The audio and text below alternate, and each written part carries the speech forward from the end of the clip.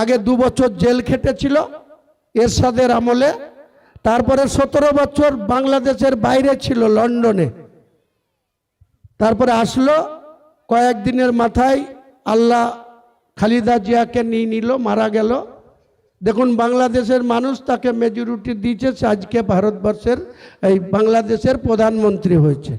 আর ওই কুষ্টিয়া থেকে শুরু করে বর্ডার এলাকাটায় জামাতদের কয়েকজন এমপি নির্বাচিত হয়েছে। আমাদের এখানে এমপি কৃষ্ণনগর বলুন, বহরমপুর বলুন, মুর্শিদাবাদ বলুন, জঙ্গিপুর বলুন, 17 লাখ 18 লাখ করে ভোট পেয়েছে একটা এমপি। আর বাংলাদেশে 5 লাখ 5.5 লাখ 4 লাখ 80 করে একটা এমপি, 300 এমপি সিট। একজন মনোনয়ন করার পর মারা গিয়েছিল, তাই 299টা ভোট হয়েছিল। রেজাল্টের নিরিখে, সংখ্যার নিরিখে বিএনপি মেজরিটি পেয়েছে, আর জামাতরা বেশ কিছু এমপি জিতেছে।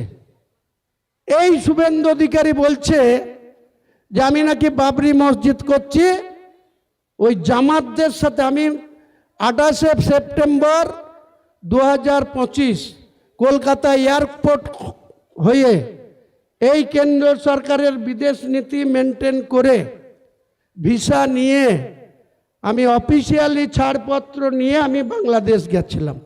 ঢাকাতে আমাদের কিছু আত্মীয় আছে, নারায়ণগঞ্জে যেখানে জ্যোতিবাবুদের আদি বাড়ি সেখানে আমার কিছু আত্মীয় আছে, কেরানীগঞ্জে কিছু আত্মীয় আছে, খুলনায় কিছু আত্মীয় আছে। আমি 36 বছর পর 28 সেপ্টেম্বর 2025 আমি এয়ারপোর্ট হয়ে গেলাম।